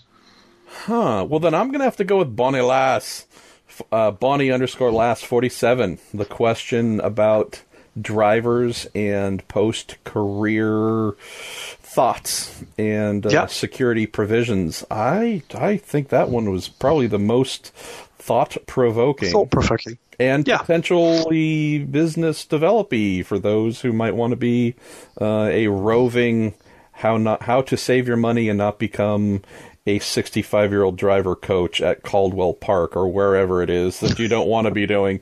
I think Bonnet Lass would be the one to take that home. So why don't you send our dear man, Mr. Goodwin, a direct message via Twitter, Facebook, or myself as well, with a mailing address, and we will get that off to you. Most certainly will, and there will be a Marshall Pruett podcast Weekend Sports Car sticker to go with that. Looking forward to meeting up with Alex Hagmiller to pass over his car. I think we've either agreed to do that at Daytona or Sebring. I can't remember which, but it'll be good to see you, Alex. And, well, working on the next little batch of prizes at the moment, MP.